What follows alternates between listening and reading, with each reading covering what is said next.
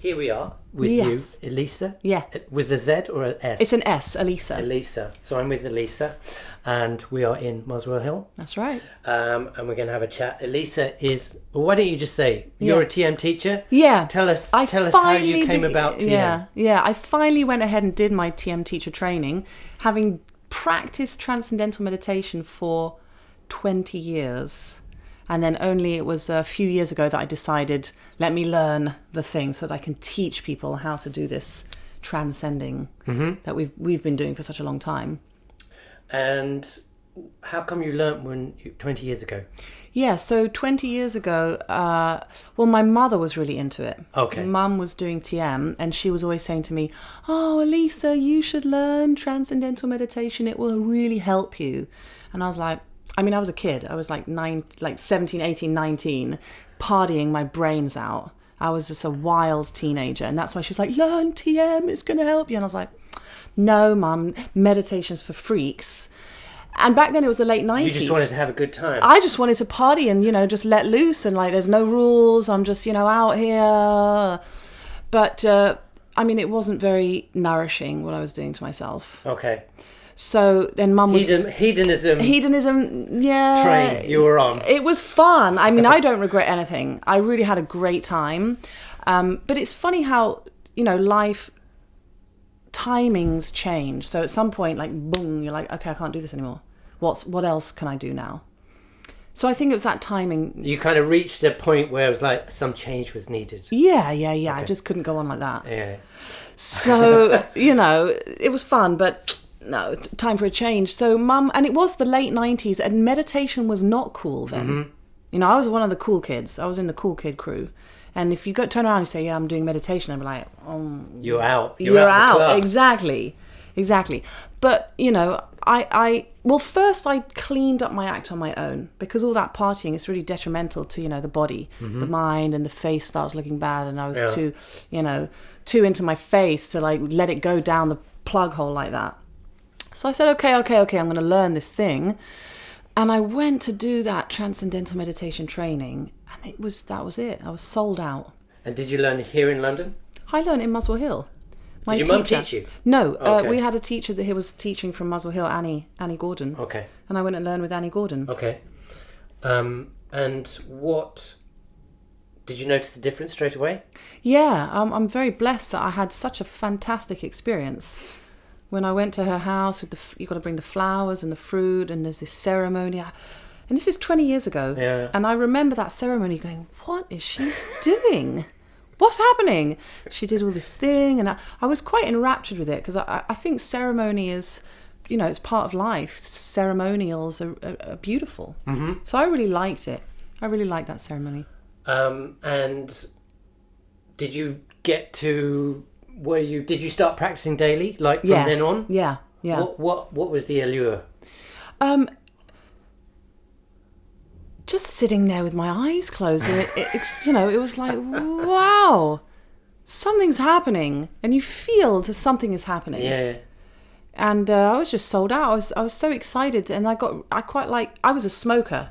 Uh-huh. So now I'd quit smoking, but now I got to light candles and burn incense. So there was as a smoker, it's you still got to use your lighter. I got to, exactly. My Zippo still got good use. I could flick it. You got to have a reason to use the Zippo, for sure. Yeah.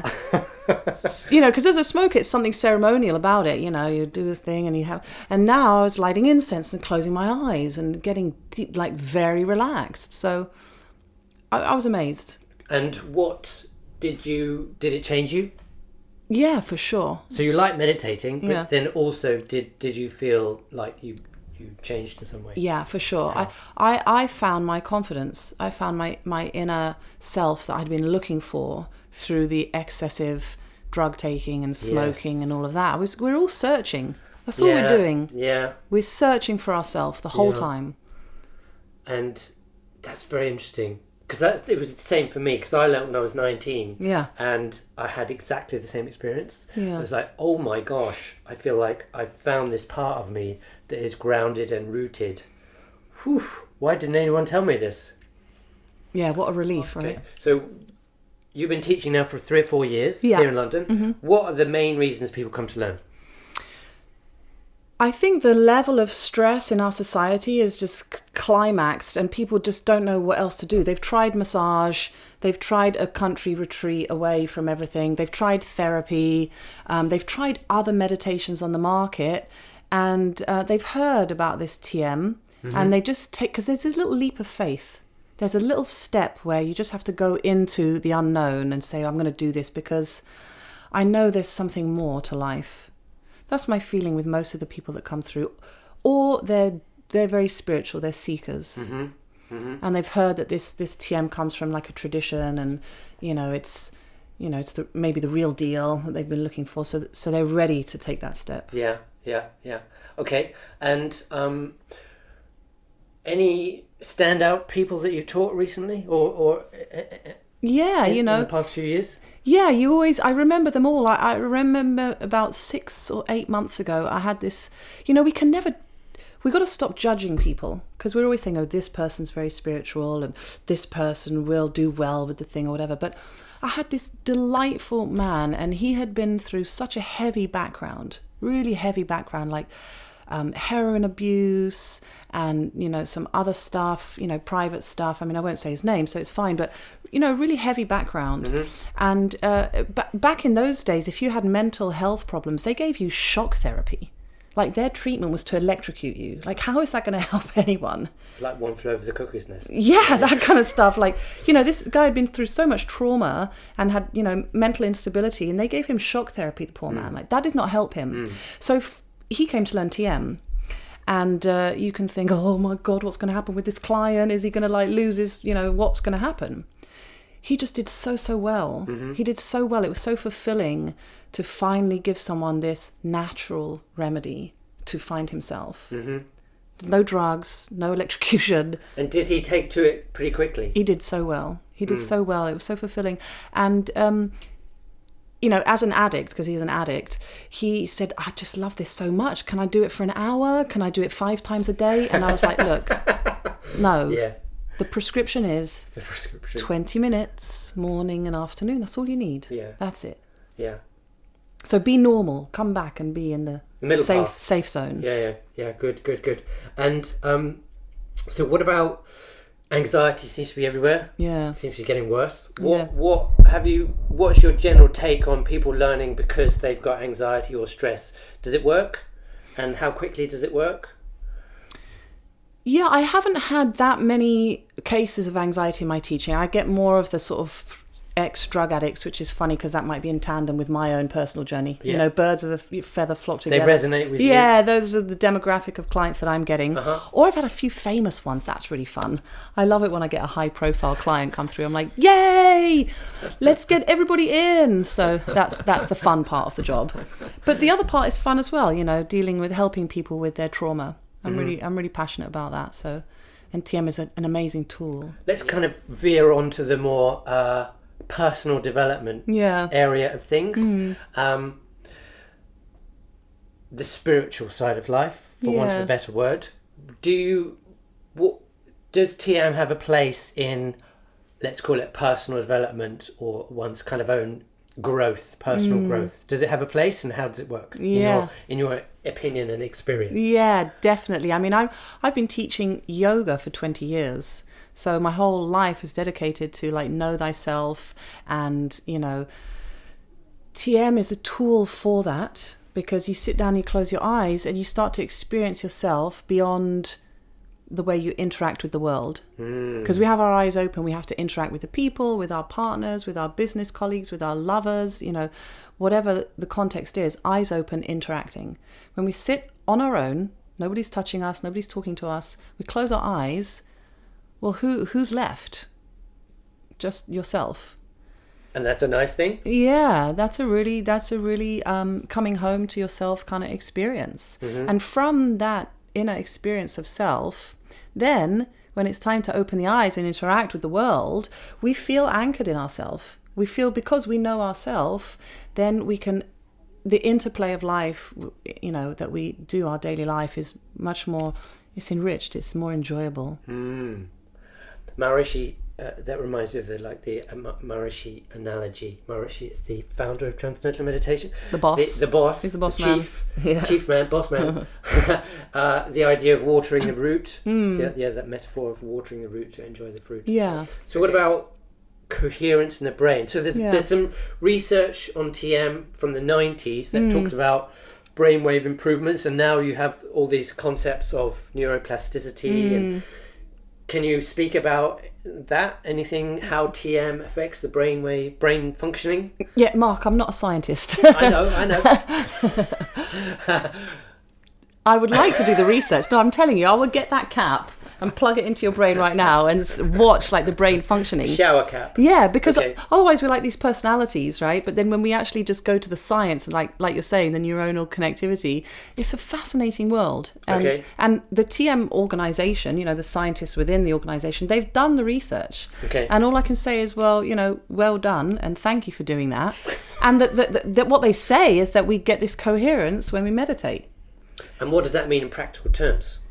Well, I guess if you think about the brain and all of the electrical currents that are going on all the time, then if we're only geared in one direction, then you just strengthen those synapses. But when we do the meditation, because the whole brain supposedly lights up, I mean, it's not going to catch fire or anything, but it lights up in coherence, and you do feel that on a subjective level, right? When you sit and meditate, don't you feel like something's happening in your brain? It does. It feels like you become a bit more whole. That sounds such a sort of bit of a vanilla term. Yeah. But it's like like you use that expression of coming home. It's a bit like sort of being almost like highly integrated. If that's the best word. Yeah. I mean, I think that we're always progressing. Like our brains can only progress, although other modern science says that we're in decline, that from the age of like synaptic pruning after your teenage years, the brain is in a state of decline unless we take steps to make it malleable, make it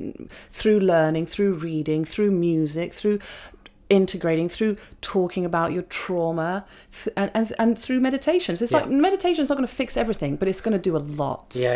It's going to support. It's like a mental gym. Yeah. That's it. It is because we know it's a mental technique. Yeah. I only figured that out after doing my teacher training, that is actually a mental technique. And here's the difference between other meditations. The other meditations, you will sit and close your eyes, but that's about it. Which is good. Okay. It's good because it's like, I'm meditating, I'm good, I'm closing my eyes and meditating. But with the TM, because you have to do this thing in the mind, that's what strengthens the mental functioning. You mean you're not passive? You're doing something. Right. And for a while I would meditate passively, even after having learnt TM. Okay. I would sit there in that good feeling of like, oh. But then you have to do the thing that we're taught, right? Okay. That mental technique. And I only clocked that a few years ago when I did my training. Okay. There was something Maharishi said. It was so interesting. It was one of the points of something. He said, he said to sit passively is not the practice of transcendental meditation and will make the mind lazy and weak. And I was like, interesting. I was like, oh my God. Interesting. So actually what we do, and it's so tiny what we do, the TM technique is, we were saying so simple, effortless, blah, blah. Subtle. It's just that slight different, and that's what strengthens the brain. Interesting, yes. Because people do ask that sometimes. They say, well, how can you get relaxed by doing something? Because it's almost contradictory. Yeah. But what I say is that TM is not passive. No. Because that leads to it doesn't promote alertness. Right. Whereas when you're doing something, practicing, that's what gives the alertness. Yeah. The silent. But you have to practice it easily as well. And you have to do it correctly. Yeah. So that's why you go to a teacher. Key. And that's why you do this 4-day training course. That's why you need a course. That's why we do it. Yeah. Because most people either concentrate or they get it wrong. Yeah, or they just have a nap. They just sort of have a bit of a nap, and then they're like, oh. But so we're taking it they to go that couch. They go couch vibe. But we're taking it to that. We're taking them there. Yeah, got to put in the reps. Repetitions. Yeah, that's right. Okay. So that's the brain. Consciousness. What about consciousness? Seems a bit trendy these days. Trending. What's it all about? You ask me as if I'm asking you, guru. Yeah. Look. You're right. Consciousness is this trending word. Yeah. But let's not forget who brought it to the street, who brought it to the scene. That's why I've got so much respect for our founder, this Maharishi guy. What a legend. He started speaking about consciousness. And when you listen to him speaking and him lecturing, I mean, you lose the thread. You're like, whoa. But then you come back to it and you think, I think I could get this. I know I've got a human brain. And what he's saying makes sense to me. Okay. So what's the relationship between TM and consciousness then? Well, I guess if consciousness is synonymous with so many words, but let's call it intelligence. Mm-hmm. Some people have loads of consciousness already, like the great thinkers of our time or the great artists. A depth of consciousness, or you mean how can you have loads of consciousness? What does that mean? I mean, I'm using the word intelligence. Okay. If consciousness is intelligence, all-knowingness, wisdom, Einstein. Okay. He had a lot of consciousness. Oh, it's like broad. He had a high-functioning brain. High-functioning brain. So this is what I find interesting. High-functioning brain. Yeah. Sorry, thank you. I'm trying to fish so I get it. Yeah. That's what I find interesting is I'm really interested in teaching the high functioning people because they already have so much consciousness or intelligence or knowledge. What's the next step for them? Okay. Because sometimes TM is geared towards, trauma, which is really important, healing trauma, finding yourself and all of that. But I like to talk to the high functioning ones and get them in on it to even fine tune what they've already got. Exactly. So wherever you are on that, your kind of journey, it can take you to the next. It helps stage. Everyone. That's right. Okay. So if we come back to consciousness, and then it brings us to this topic of like enlightenment, spirituality. Right. Tell me what you talk about it. Yeah. Okay, so here's the thing. About here's the thing. Every person comes into this life age 0, right? Yeah. And then they've got to develop their brain, and then they've got to learn some things, and they've got parenting, and the parents are going to tell them things, and they've got the ancestral baggage if you're into reincarnation and where your soul or spirit has lived before. Then how are we going to... We're always evolving. So from the day of birth to continuing on, we're evolving. But in order to maximize this lifetime, we have to apply the tools and methodologies which are going to take us to, enlightenment. Okay. And enlightenment is not just for, the men in the caves from the olden days, or it's not just for, the nuns in the... Well, I don't even know how enlightened they were. I mean, I don't want to... We're not talking religion here. Who do we know? How do we know? Yeah. Okay. So you see TM as a tool to speed up your growth in this lifetime. That's right. And firstly, how does that happen? Secondly, is there some sort of hallowed goal at the end? Or do you think it's just a way to enhance whatever you're up to? Yes, enhance whatever you're up to. Because if you're always going for the goal, you become like the donkey with the carrot in front of his face. And you never get the carrot, and then you just missed your whole life. Ah, yeah. Whereas if you just say, I do this thing, and I know it helps me, and that's enough. And then this proposed carrot of enlightenment dangling in front of your head, you just can't live your life like that. True. You have to live your life as best you can and consider every day more enlightened than the one before. That's true. It's a bit like the what's John Lennon quote? Oh, life's what happens when you're busy making plans. Yeah, exactly. It's about living in the moment, isn't it? Yeah. And enjoying your life and feeling humble and feeling grateful for everything that you have and telling yourself, well done, I'm doing good. So it's enhancing. Yeah, it's an enhancement. I'm trying to think of a metaphor to describe that. I suppose if you're on a journey in a car, it's like just having a nicer car that's more comfortable, goes a bit faster, has more creature comforts. What, the journey of enlightenment? The journey of life. Yeah, for sure. You want a comfortable car. I don't like old bangers. The wheel's going to fall off any moment. You're like, shit. I mean, people are fragile, aren't they? And I'm talking about the wheels falling off the car, but it's like the wheels of their brain falling off their brain because of the anxiety and the stress and the pressure and all of that. Yeah, we don't want that. So we strengthen ourselves, and that's what gives us this resilience and this purpose and feeling that we're making progress, which is all that enlightenment is. It's progressive. Yeah. How can we make enlightenment like modern? Yeah. 2020, what are we? 2022. 2022, 3 almost. Wow. Okay, that's good. So enlightenment is not like some sort of pot of gold at the end of the rainbow. No, we're kidding ourselves. That's a fallacy. It's enhancing the journey. Yeah, every day making is the journey enlightened. more enjoyable. Okay, I like that. Meditation is everywhere. Yeah. And there's headspace, and there's calm, and there's Buddhism, and then there's yoga, and there's so many different tools and techniques and practices one can do. So if someone's thinking about TM,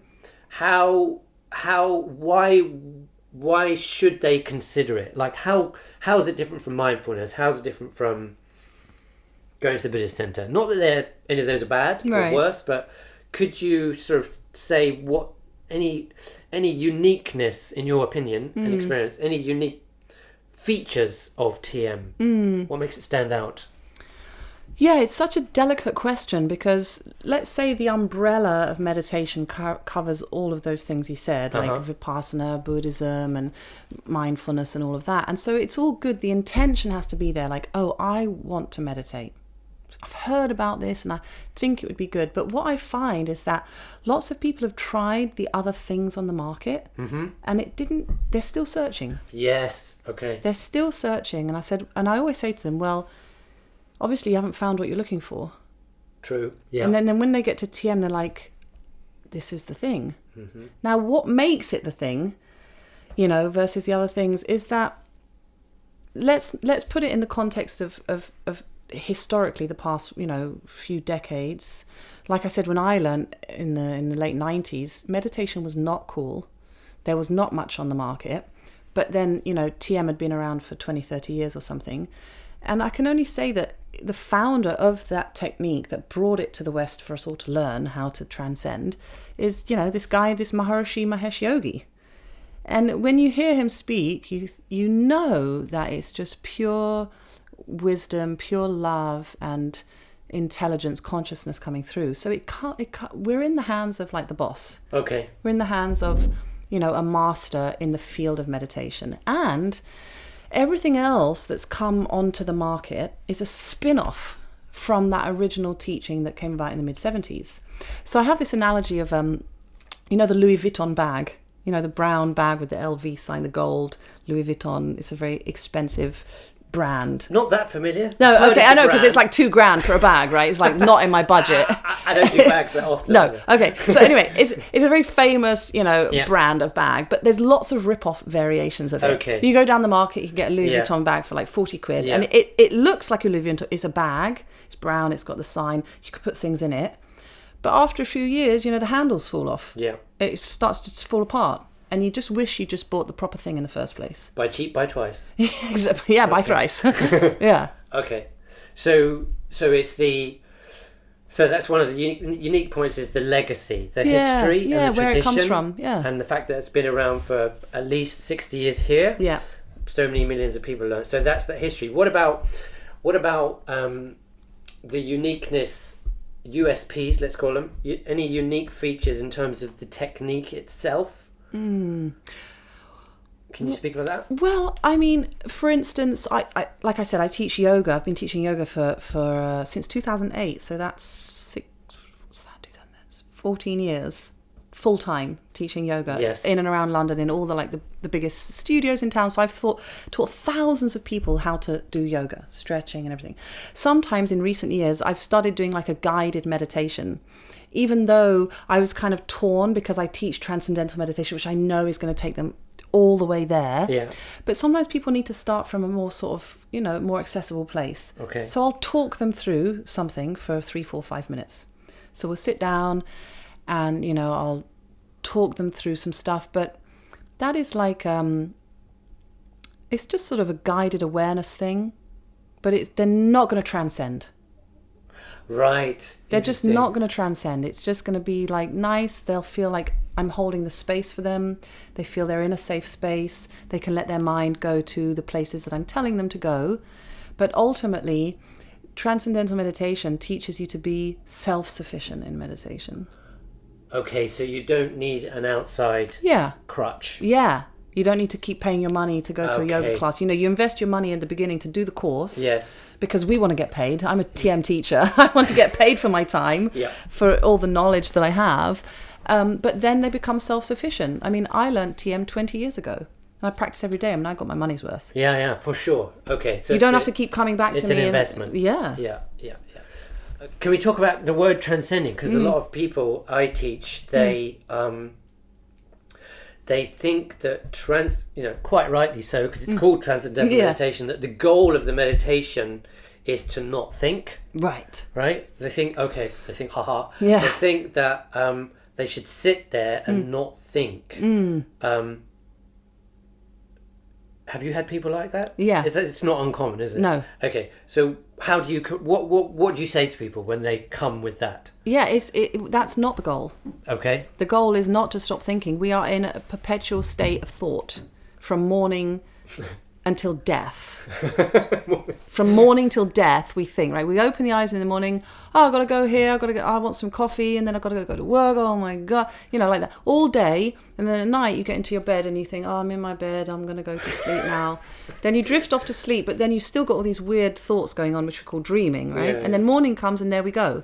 So when we meditate, we're not trying to. It's not death, which is no thinking. When you die, you will stop thinking. That's right. Right? Yeah. So we are living and we are in a perpetual state of thought. But what we want to do is refine our thinking. Transcendental meditation teaches us how to refine our thinking mind. So in the meditation, we are doing what we're taught with the mantra and everything, how you learn how to do the transcendental meditation technique. Yep. And then afterwards, when we open our eyes and it's time to go again, that somehow it's refined our thinking mind. And now when we're in open eyes and thinking, the thinking is more linear, it's more streamlined, it's more enjoyable. Yeah, okay, that's good. So why, if people was to ask, why is it called transcendental meditation, what would you say?